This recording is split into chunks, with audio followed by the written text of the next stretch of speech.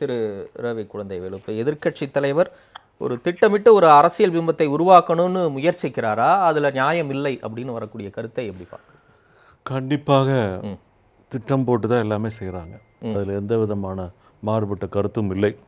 இவ்வளவு தெளிவாக பதில் கூறுகிற முதல்வர் எக்காரணத்து முன்னிட்டும் நாங்கள் பிஜேபி அமைச்சரவையில் இடம்பெற மாட்டோம், அப்படி ஒரு நிலை ஏற்பட்டால் அதற்கு ஆதரவான முடிவு எடுக்க மாட்டோம், எதிர்ப்பு கொள்கையிலேயே இருப்போம், கூட்டணி தர்மத்தின் அடிப்படையில் 5 வருடம் நாங்கள் காங்கிரஸோடு கூட்டணி சேர்ந்து இந்த இதில் ஜெயிச்சிருக்கோம், அந்த பீரியட் முடிகிற வரைக்கும் அது அல்லாமல் வேறு எந்த ஆதரவான நிலைப்பாடையும் நாங்கள் எடுக்க மாட்டோம் என்று உறுதி கூற தயாராக இருக்கிறாரா? இல்லை, இப்போ ரவி குழந்தைவேலு சொன்ன 5 வாக்கியத்தையும் அப்படியே அடிபுரளாமல் முதலமைச்சர் சொல்லணும்னு எதிர்பார்க்க அப்படி நான் சொல்லலை. நீங்க நினைக்கிற வார்த்தையை முதலமைச்சர் சொல்லணும். நான் சொல்றதுக்கு காரணம் என்னன்னா, அவர் எப்படி வேணாலும் மாறுவார், எப்படி வேணாலும், அதாவது கொள்கை அடிப்படையில், கூட்டணி அடிப்படையில், தேவை அடிப்படையில், எல்லாம் அடிப்படையில் தான். அவர்களுக்கு தேவைப்பட்டால் கொள்கையை மாற்றிக்கொள்வார்கள், தேவையில்லை என்றால் கொள்கை வேற மாதிரி சொல்லிடுவாங்க. அவங்களுக்கு பிடிக்கலன்னா சங்கிம்பாங்க, பிடிச்சதுன்னா நல்லவர் வல்லவரும்பாங்க. இது வழக்கமாக திமுக உருட்டுற உருட்டு தான் இது. இந்த உருட்டு இப்போவே ஆரம்பிச்சிருச்சுன்னா அடுத்தது கூட்டணியில் போகிறதுக்கு உண்டான அடிப்படை வேலைகளை ஆரம்பிச்சிருவாங்க. மினிமம் 5லேருந்து 7 சீட்டு மந்திரி ஆகிறதுக்கு உண்டான வேலைகளை பண்ணிடுவாங்க. அப்படி அவர் இல்லைன்னா இவர் சூர்யா சொல்லுங்கள், எங்கள் கட்சி கண்டிப்பாக பிஜேபி எப்படிப்பட்ட சூழ்நிலை, எப்படிப்பட்ட நெருக்கடி வந்தாலும் நாங்கள் பிஜேபியில் சேர மாட்டோம், பிஜேபியில் மந்திரி பதவி வாங்க மாட்டோம், ஆதரவு தெரிவிக்க மாட்டோம் சொன்னார். நாங்க யாரு டேக்லைன்ல கேக்குறீங்க, அத எனக்கு பதில் சொல்லுங்க சார். நான் இந்த டேக்லைன்ல கேக்குறீங்க, நீங்க விவாதத்துக்கு வந்திருக்கிறீர்கள். நான் விவாதத்துக்கு தான் வந்தேன். விவாதத்துல அவர் கேட்ட கேள்விக்கு நான் பதில் சொல்லிட்டேன். விவாதத்தில் அவர் கேட்ட கேள்விக்கு நான் பதில் சொல்லிட்டேன் சார். நீங்க அதே கேள்வி நீங்க எந்த டேக்லைன்ல கேக்குறீங்க? அதிமுக பிரதிநிதின்னு கேக்குறீங்களான்னு கேக்குறேன். ஆமா, அதிமுக பிரதிநிதின்னு வச்சுக்கோங்க மாத்துங்க சார். சார் அது எங்களுடைய விருப்பம். நீங்க சார் நாங்க அதிமுக பிரதிநிதி ஒப்புக்கொண்ட ஒருவரை அரசியல் விமர்சகர்னு வைப்பீங்களா? சார் அது எப்படி வேணா வச்சுக்கலாம், அத பத்தி நீங்க கவலைப்படாதீங்க. அரசியல் விமர்சகரா அவர் கருத்து தெரிவிக்கிறாரு. அவங்க அப்பா அதிமுகல அமைச்சரா இருந்தவர் பிரதிநிதின்னு அவர் சொன்னாரே. இப்போ சார் நான் கேட்ட கேள்விக்கு நீங்க பதில் சொல்லுங்க. நீங்க அவர் கேட்ட கேள்விக்கு தான் பதில் சொல்றேன். உங்க கார்டு எங்க, உங்க ஐடி எங்கன்னு நான் கேட்கல. நான் ஐடி எல்லாம் கேட்கல. நீங்க கேட்ட கேள்விக்கு பதில் கேக்குறீங்கல்ல, நான் கேட்ட கேள்வி அதிமுக பிரதிநிதி ஒப்புக்கொண்ட பிறகு ஏன் விமர்சகர்னு போடுறீங்க? சார் ரவி குழந்தைவேலுன்னு போட்டா அதிமுகவை எந்த கட்சின்னு உலகத்துக்கே தெரியும். இல்ல அது நீங்க ஒண்ணும் எங்களுக்கு விளம்பரம் எல்லாம் பண்ண தேவையில்லை, உலகத்துக்கே தெரியும். இல்ல நான் என்ன கேக்குறேன், இப்ப நீங்க திரு ஸ்டாலின் அவர்கள் மாறுவதற்கான வாய்ப்பு இருக்குன்னு சொன்னீங்களே, ஒண்ணும் இல்ல. திரு ஸ்டாலின் செயல் தலைவராக பொறுப்பேற்றதிலிருந்து இந்த கட்சியை வழிநடத்தும் போது அவங்க எந்த கூட்டணியில மாறி இருக்கிறாங்க, எந்த நிலைப்பாட்டில் மாறி இருக்கிறாங்கன்னு சொல்லுங்க. எனக்கு நினைவு ஒரே மாதிரி தானே இருக்கிறாங்க, எங்கேயும் மாறலையே. இல்ல அதாவது போன 2019 தேர்தலில் அவங்க வெற்றி பெற்ற போது கடுமையாக முயற்சி செய்து 5 நாட்கள் அங்க முகாமிட்டு, டெல்லியில முகாமிட்டு மத்திய அமைச்சரவையில் பங்கு பெறுவதற்கு உண்டான அனைத்து சார் நான் பேசுமா, நீ டிஸ்டர்ப் பண்ணாதீங்க. உங்களுக்கு நான் என்னைக்கு குறுக்கிட்டேனா? இல்ல நான் என்ன சொல்றேன், 2019 நடந்ததுல இதே மாதிரி வெற்றி பெற்றார்கள். வெற்றி பெற்ற போது 5 நாட்கள் டெல்லியில் உட்காந்து எல்லா விதமான வேலைகளும் பார்த்து கடைசியில் டீல் ஒர்க் அவுட் ஆகாதனால ட்ராப் பண்ணிட்டாங்க. சார் பத்திரிகை ஆதாரம் 1000 ஆதாரம் இல்ல சார், ஒண்ணு இல்ல. அப்ப வந்த செய்தி உங்களுக்கு நான் நினைவூட்டுறேன். சொல்லுங்க. இதே மாதிரி 2019 தேர்தலுக்கு முன்பாகவே அப்போ தமிழ்நாடு பாஜக தலைவராக இருந்த டாக்டர் தமிழிசை சொன்னாங்க, பாஜகவோடு கூட்டணி பேச்சுவார்த்தை 2 நாட்களாக திரு ஸ்டாலின் நடத்தி கொண்டிருக்கிறார் அப்படின்னு சொன்னாங்க. அதுக்கு திரு ஸ்டாலின் தன்னுடைய சமூக வலைதளத்தில் எழுதினாரு, இந்த மாதிரி எந்த காலத்திலையும் நடக்கவே இல்லை, எப்பவும் நடக்கவே இல்லை, இதை நிரூபித்து விட்டால் நான் அரசியலை விட்டு விலக தயார். ஒரே நிமிஷம் நான் முடிச்சிடறேன். அப்படி நிரூபிக்கலன்னா தமிழிசையும் மோடியும் அரசியலை விட்டு விலக தயாரா அப்படின்னு அவர் போட்டிருந்தார். இதே மாதிரி அப்ப நிறைய விஷயங்கள் இதெல்லாம் ஓகே. பாஜகவுடைய தலைவர் அண்ணாமலை கலந்துட்டு இருக்காரு. அண்ணாமலை எவ்வளவு பரபரப்பா திமுக பத்தி புகார்களை வாசித்தார், திமுக ஃபைல்ஸ் ரிலீஸ்னு போட்டாரு. ஏன் அவரை கூப்பிட்டு வச்சு கொஞ்சிட்டு இருக்கிறீங்களே, நீங்க முன்னால நில்லுங்கன்னு சொல்றீங்களே, ஏன் அவருக்கு நீங்க பதில் ஏன் கொடுத்துருக்க வேண்டியது தானே? அப்படிப்பட்ட குற்றச்சாட்டு சொன்னவரை நீங்க பக்கத்துல வச்சுட்டு இருக்கீங்கல்ல. நீங்க மத்திய அமைச்சர் இவரை விட்டுருங்க, ராஜ்நாத் சிங்கை விட்டுருங்க. அண்ணாமலை பாஜகவுடைய தலைவர். அண்ணாமலை திமுகவை எப்படி கழுவி எல்லாம் ஊத்திருக்காரு. அப்படி கழுவி ஊத்துனவரை நீங்க பக்கத்துல கூப்பிட்டு நிக்க வச்சு முன்னால நிக்க வச்சு போட்டோ எடுத்து எல்லாத்துக்கும் முக்கியத்துவம் கொடுத்து விட்டு கட்டிப்பிடிச்சு வரவேற்கிறீங்களே, இது எதன அடிப்படையில் நீங்க பண்ணீங்க? அதிமுக பாஜக கூட்டணியில இருக்கும்போது என்னென்ன சார், பேசுறாங்க அதெல்லாம் ரெண்டு விட்டுருங்க பேரும் சார். இருக்குல்ல இன்னைக்கு சார். நான் என்ன சொல்றேன், அண்ணாமலை கழுவி ஊத்துன மாதிரி இது வரைக்கும் பிஜேபியில யாராவது திமுக பத்தி கழுவி ஊத்திருக்காங்களா? எத்தனை ஆடியோ ரிலீஸ் பண்ணியிருக்காரு, எத்தனை ஃபைல் ரிலீஸ் பண்ணியிருக்காரு, எத்தனை லிஸ்ட் ரிலீஸ் பண்ணியிருக்காரு, என்ன நடக்க போகுது பாருங்கன்னு சொல்லியிருக்காரு. எல்லாம் நடந்துட்டு தானே இருக்கு, உலகமே பார்த்துட்டு தானே இருக்கு. சரி, இதோட எண்டுக்கு வருவோம் நம்ம. இப்போ அவங்க வந்து சொல்லிட்டாங்க பாஜகவோட கூட்டணியே கிடையாது, அண்ணாவின் மீது ஆணையாக கொண்ட கொள்கையிலிருந்து நாங்க விலக மாட்டோம், அந்த பாதையில பயணிப்போம்னு அவங்க முதலமைச்சர் சொல்லிட்டாரு. அதுக்கப்புறமே ஏன் அதுல சந்தேகத்தை கூடவே எழுப்புறீங்க? கருணாநிதி சேர்த்திருக்காரு. கருணாநிதி எப்படிப்பட்ட முடிவுகளை எடுப்பார் என்பது அரசியல் சரித்திரங்கள் இருக்கிறது. எப்படிப்பட்ட சூழ்நிலையில் எப்படி வேண்டும் என்றாலும் மாற்றி எடுப்பார். அதுதான் கருணாநிதி. அண்ணாவை சொன்னார்னா அண்ணாவுக்குன்னு ஒரு மரியாதை, பெரிய மரியாதை இருக்கிறது. நாங்களும் மிகப்பெரிய தலைவராக ஏற்றுக்கொண்டு இருக்கிறோம், அவர்களும் ஏற்றுக்கொண்டு இருக்கிறார்கள், திராவிட கழகங்களில் உள்ள எல்லாருமே ஏற்றுட்டு இருக்காங்க.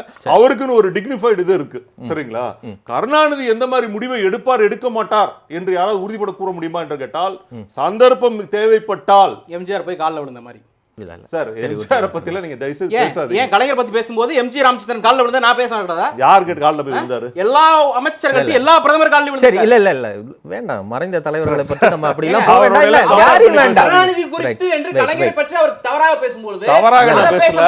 நான் என்ன சொன்னேன்னா, ஒரு நிமிஷம் இருங்க. அரசியலில் எப்படிப்பட்ட முடிவுகளை காலில் விழுந்தேங்கிற பதம் யாரு சொன்னாலும் அது தவறுதான். சரியா? இங்க பாருங்க, இங்க எல்லா ஒரே நிமிஷம், இங்க கலைஞரா இருந்தாலும் அமரர் எம்ஜிஆர் இருந்தாலும் செல்வி ஜெயலலிதா இருந்தாலும் மறைந்த தலைவர்கள் குறித்து கண்ணியமா பேசுறவங்க தான். அவங்க மேல விமர்சனம் வைக்கலாம், அவ்வளவுதான்.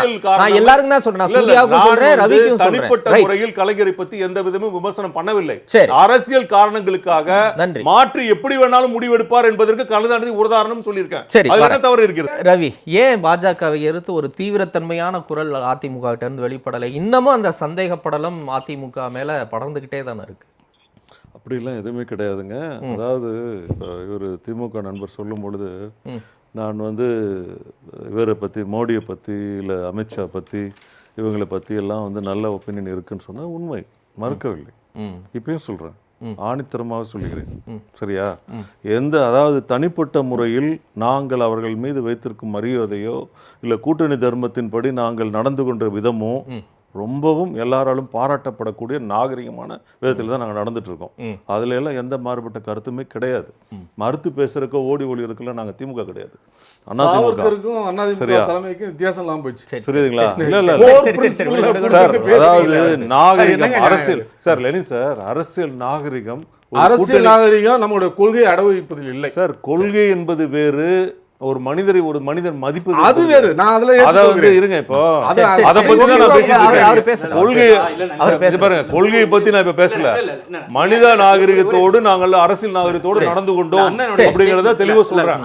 சரிங்களா? அவர்களுடைய ஜூலை 5ஆம் தேதி நினைக்கிறேன் அந்த ஸ்டேட்மெண்ட் தெளிவானது. பாஜக மீதோ மோடி மீதோ அமித்ஷா மீதோ மரியாதை குறைவு இல்லைன்னு நீங்க சொன்னீங்க. அது வரைக்கும் எனக்கு பிரச்சனை இல்லை, ஏன்னா நீங்க RSS பின்புலத்திலிருந்து வராத அதிமுக காரர், அதனால அந்த மரியாதை இருக்கும். அடுத்த வார்த்தை தான் முக்கியம். கருத்து வேறுபாடோ இல்லை. கருத்து வேறுபாடு இல்லைங்கிறது என்ன? கருத்துங்கிறது என்ன? கொள்கை தானே. கருத்து வேறுபாடு இல்லைன்னா கொள்கை வேறுபாடு இல்லைன்னு தானே அர்த்தம். நீங்க எப்படி வேணா எடுத்துக்கலாம், ஒரு வார்த்தைக்கு எப்படி வேணாலும் அர்த்தம் எடுத்துக்கலாம். சரியா? நீங்க எப்படி சந்தோஷமா எடுத்துக்கிறீங்களோ அதை அப்படி எடுத்துக்கங்க, அதை பத்தி பிரச்சனை இல்லை. எங்கள் மனதிலிருந்து வெளிப்படையாக இல்ல எங்களுடைய மனதிலிருந்து வெளிப்படையாக சொன்னது, மரியாதை நிமித்தமாக நாங்கள் நடந்து கொண்டது அரசியல் நாகரிகத்தோடு. அந்த இடத்துல நாங்க வந்து இப்ப அண்ணாமலை பேசுற மாதிரி நாங்க யாரும் பேசல. சரி, கடந்த காலத்துல ஒண்ணு இல்ல. இப்ப ஒரு பேச்சுக்கு சொல்றேன், இப்ப அண்ணாமலையை மாத்திட்டாங்க, வேற ஒருத்தர் உங்களுக்கு இணக்கமான ஒருத்தரை போட்டாங்க அப்படின்னா பாஜகவோட கூட்டணிக்கு ஆயத்தமா? சார், அது சந்தர்ப்ப சூழ்நிலைகள், எவ்வளவு விஷயங்கள் இருக்கு அரசியல்ல. ஆதரவாளரின் கருத்தா இதை நான் இல்ல அரசியல் காரணங்கள் 1000 காரணங்கள் இருக்கிறது. இப்ப வந்து திமுக வந்து இப்போ காங்கிரஸோட கூட்டணி வச்சிருக்கு, அடுத்த முறை வந்து பாஜகவோட கூட்டணி வச்சதுன்னா இந்த கருத்துக்கு என்ன பதில் சொல்லுவார்? இல்லன்னு திரும்ப திரும்ப சொல்லிட்டே இருக்கிறது என்பது இப்ப முடிவு பண்ண முடியாது சார். இப்ப முடிவு பண்ண முடியாது.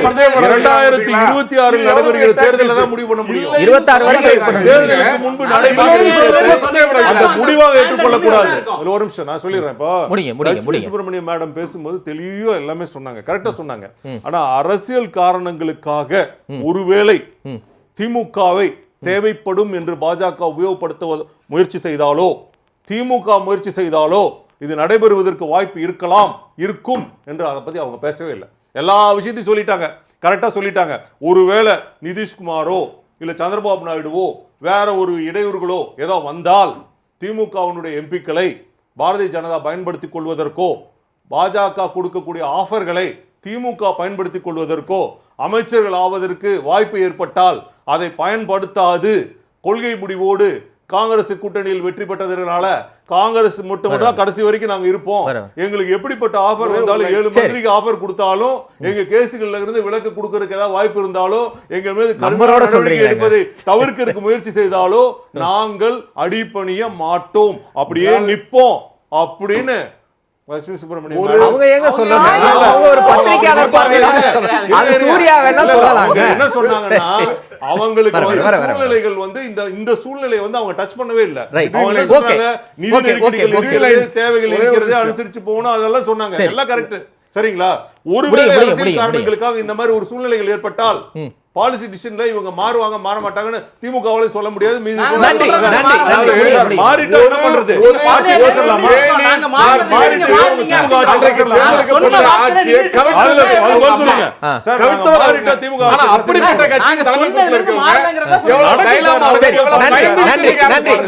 தமிழக மக்கள்